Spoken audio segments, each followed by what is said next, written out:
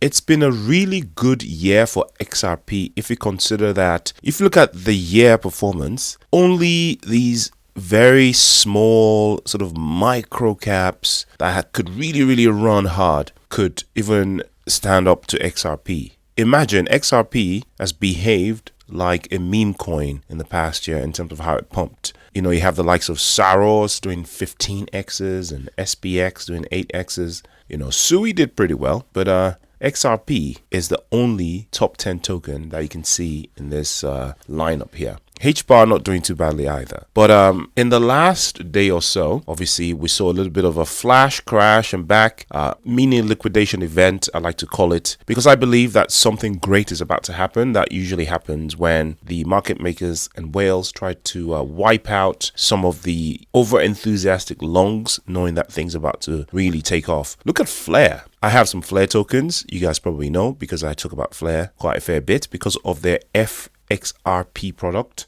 which allows you to keep custody of your XRP while trying to make a little bit of money off of that via DeFi events. But now, of course, we have the Ethereum EVM sidechain, so that makes that easy anyway. Look at Pengu, man. But I tell you what, Pengu's been liquidating bears, man. All the people that think Pengu's pumped too hard, look at it, in the last month or so, and have shorted Pengu. Pengu, as you should see in a minute, has liquidated quite a few people. So in the last hour, looking a little bit red, it was slight cooling off for all the pumping.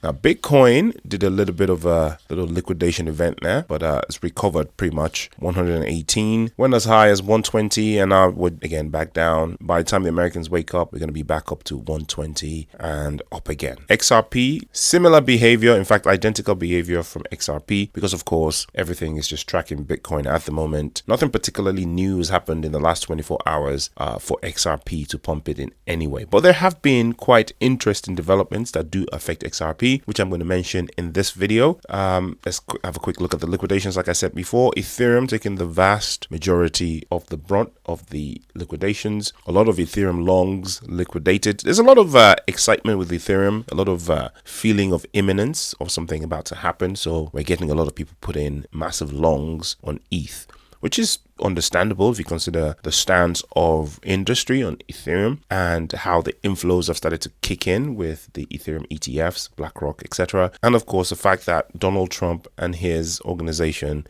are very bullish on ETH, apparently. Now, look at that. Pengu liquidating all the shorts, man. All the shorts, and the SPK shorts also liquidated. Of course, both Pengu and SPK doing extremely well indeed. So bears are crying at the moment. And here's a big one, right? I'm not sure this is related to the crash or the flash crash or correction crash, because I think this actually happened before the event. The SEC had previously approved BitWise's Bucket ETF, which a lot of people hailed as a new era of ETF approvals, because all of those cryptos that were in that bucket were seen to be then de facto approved by the SEC, because how would they approve them in this bucket and when you went to do their own individual ETFs then be disapproved? For what reason? If they were approved in the bucket, it's a blanket sort of yes to all of the tokens. So a lot of people were celebrating with the likes of Litecoin, Solana, Polkadot, and all of these other sort of top 10 tokens that were sitting in that bucket, or the selected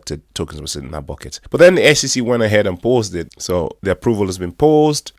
It's not disapproved, but it's paused at the moment. And a lot of speculation on social media that, this is just due to manipulation and, something bureaucratic or political going on in the SEC, or at the SEC rather. And someone even mentioned, Democratic member of the SEC, raising objections and what have you, because, their stance is anti-crypto as it is still now. So a lot of people are saying that perhaps Paul Atkins himself has gotten involved to pause it pending clearer regulations related to ETFs. Apparently, they're trying to come up with a set list of ETF rules and regulations to follow, and that this, which was an accelerated request anyway in the first place and hadn't gone through the normal time that an ETF approval process would have gone through. I mean, whatever, who knows? Lots of manipulation. All we can do is sit back and wait. But the approval itself brought a lot of excitement, understandably, because if you're a Litecoin holder, for instance, not a lot is going on for Litecoin in terms of fundamentals and in real life. Having a Litecoin ETF would 100% 100% boost to your holdings finally. Yeah. So people were excited, holders of Polkadot. Polkadot, again, not necessarily doing anything in real life anymore. I think their time has passed really as a token, as we have a lot of new, fresh tokens that came out of nowhere, and they've basically taken Polkadot's job effectively. But hey, if you're going to get ETFs, then that's exciting. On a side note to that, actually, I personally think that ETFs have come, even though they're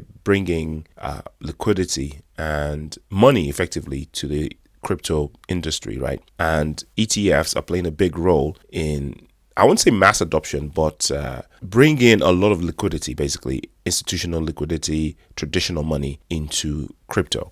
But what it's done is it's actually given a lifeline to the establishment financial system to stay active in this new paradigm. So rather than the masses going out and actually just buying the tokens directly and custodying those tokens themselves, or finding a third-party custodian or whatever, they are now delegating their, that process to BlackRock, to Fidelity, to JP Morgan. So what we have now is just the status quo now with crypto. So in a way, the institutions, the establishment guys have kind of won, or they're winning, in that BlackRock now was the big daddy of the old financial system, and they're turning out to be the big daddy of the new financial system. So in essence, the establishment has won yet again. But, a lot of us are turning a blind eye to that, because as long as we have, XRP go to $100, then what the heck do we care, right? That's the unfortunate stance that a lot of us have. And I have to keep reminding myself that not everybody in crypto is in it to change the world. Not everyone in crypto is in it to bring down the establishment or any of that sort of stuff. I would say probably even the majority of people that are in crypto to make that sweet money, right? Cash money. Okay, it is what it is.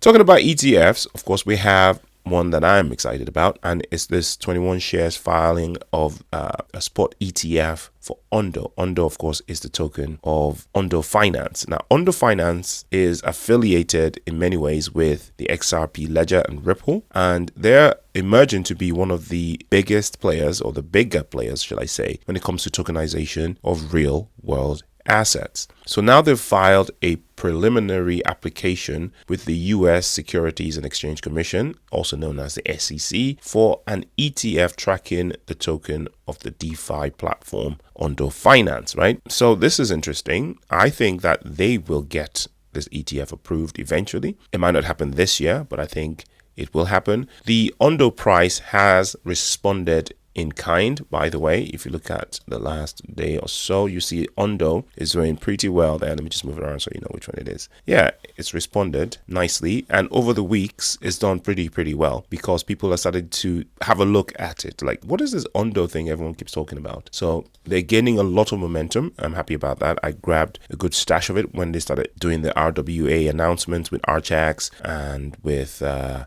XRP Ledger and Ripple and stuff like that, the association and affiliation. And of course, Ondo apparently is tied up with the Trumps. When, the family announced that they were buying some Ondo, albeit a tiny percentage, as you can see here, 0.2%, which is, a decent amount. Just a nod towards Ondo, I thought was quite significant. Also, their tokenization of, securities and stuff like that. And they also have tokenized a fund that was indirectly affiliated with BlackRock. So they're going places, and they're still quite a small cap compared to some of these other tokens. So not financial advice, do your own research. I think Ondo is going to be one of the big winners of this bull market. So I got myself some more Ondo today in my dollar cost averaging session. Not financial advice, do your own research. But XRP and the XRP Ledger is emerging to be an incredible winner in this whole real world assets tokenization, as it explodes over 2,000%, approaching 118 million. So at the start of this year, I believe,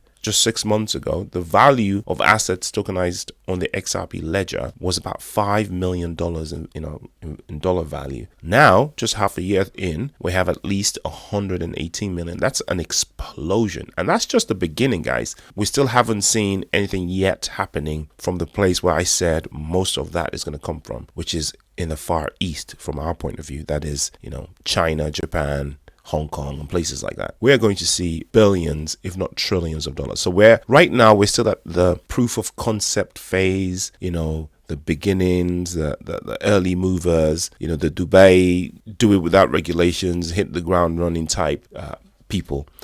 But the Middle East, Europe, Asia, South America, look at all of these tokenization coming on to the XRP ledger. And XRP ledger is very, very quickly cementing its place at the forefront of this stuff. And real world asset tokenization is going to absolutely explode in the coming years. And the XRP ledger is going to absorb the lion's share of all of that globally. So not financial advice, do your own research. Very, very, very exciting times ahead.